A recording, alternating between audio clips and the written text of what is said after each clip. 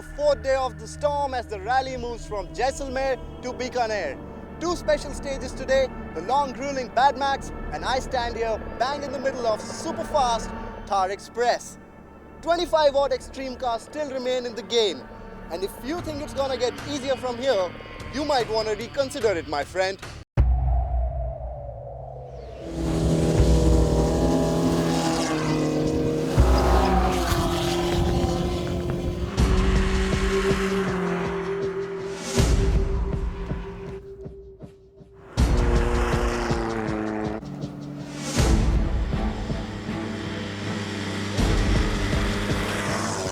With the exhaustion of the mammoth 300-kilometer stage and run setting in, and the service crew spending the nights at office, the stormtroopers headed to the second longest section of the rally, the 160-kilometer long Big Max.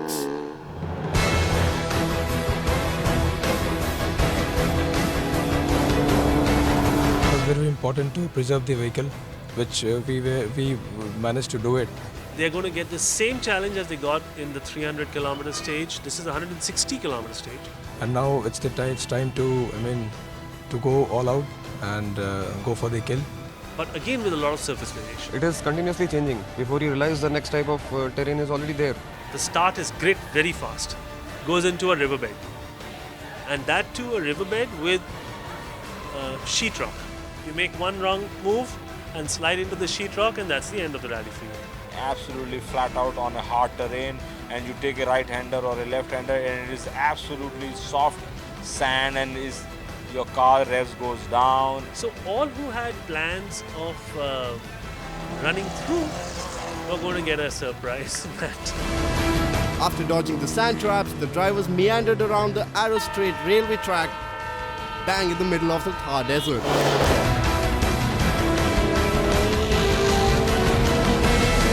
A great track laced with twists and acute turns,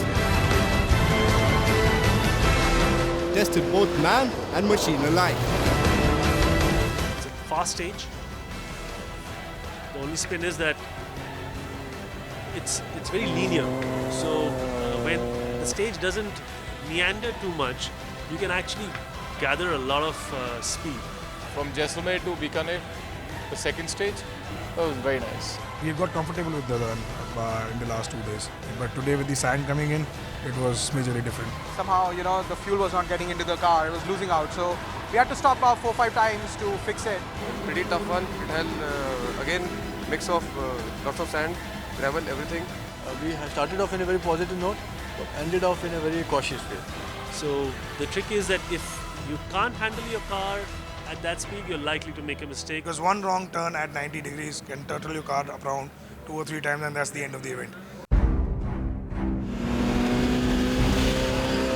The evening saw drivers drive into Horizon for a night halt at Bikaner. One last night of rest before the whole day of driving. The last day of Desert Storm 2011.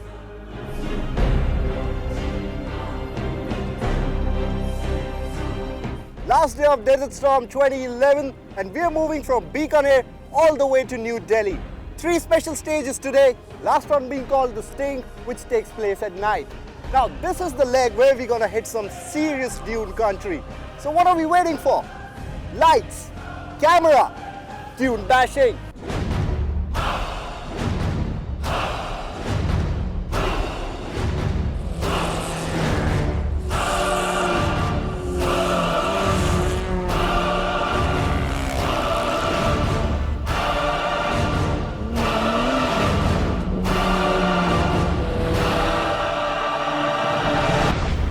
Decided on areas which had a lot of dunes and a lot of flowing straits. Pure sand and pure sand dunes. Again, lots of upsets. Dunes which turn into valleys, and you actually go into a valley surrounded by dunes. You don't see nothing else, and then suddenly you come out again and you got to climb a dune. And there are a lot of places where the sand is dug up, so you need enough torque to actually take the car through that. So like I said earlier, the only way out of this stage was by dune bashing.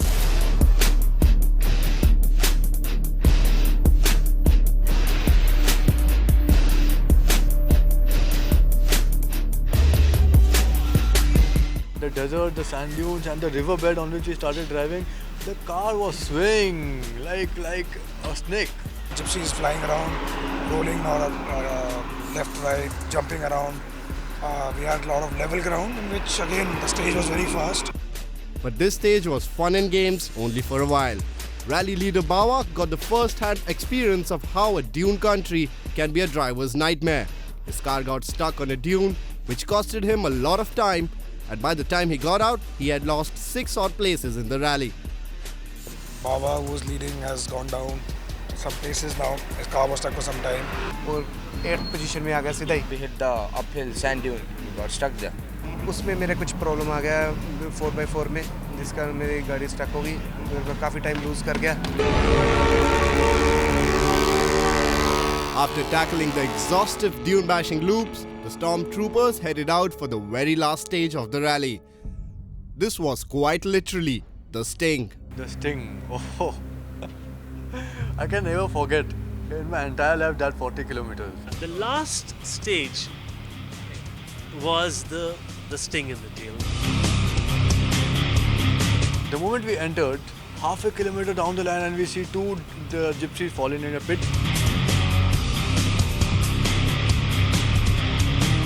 The stage was a perfect trap for the ones who thought that the rally had been conquered. It was a very tricky stage again because it was being done at night. This was at the fag end of the event, so everyone was at the limit of his physical endurance. The last stage didn't go well, but although I didn't like it one bit, but we clocked very good timings in the last stage. In one way, I would call it our navigator's nightmare. The survivors of the sting embarked on the longest transport to New Delhi, where the rally culminated. There is one interesting trend we noticed in the recent past of Indian motorsports scene, and which became a little more evident in this particular rally. For the past decade or so, the Maruti Gypsy has been the trusted warhorse of Indian rallying circuit. But for the last 3 years, there has been a new player in the game, the Grand Vitara. And mind you, it's been posing some serious threat to the Gypsy.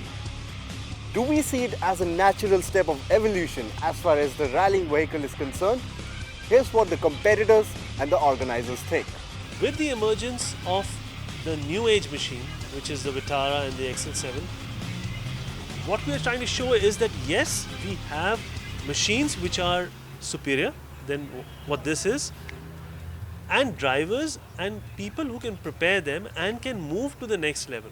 As soon as we have machines like the Vitara entering, then the route can actually go a couple of notches up. While some agreed, There should be some vehicle to replace Gypsy. Yeah, come on, this is a complete monopoly. Complete monopoly of Gypsy over the last decade. I just feel that I should be in a Vitara, not in a Gypsy. And every time we are going at 130 and suddenly we see a vehicle gone. And we're like, what was this?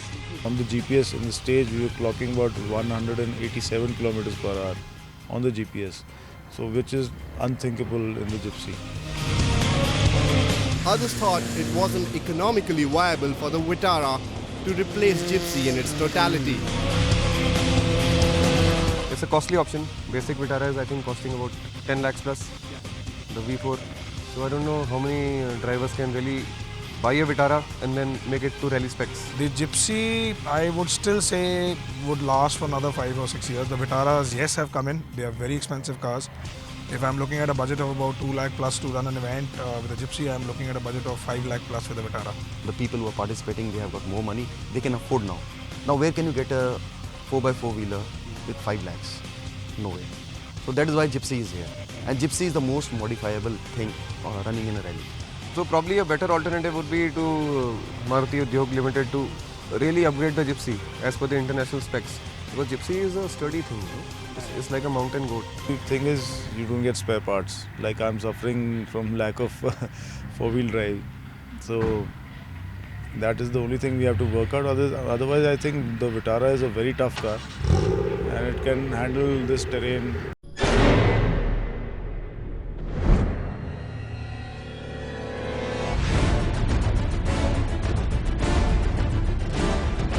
The answer, in a way, was evident. The rally ended in New Delhi with Sunny Sidhu taking the podium, followed by RV Singh and Gaurav Chiripal taking second and third positions respectively. Notice the trend? Sunny Sidhu and Gaurav Chiripal both were driving Vitaras.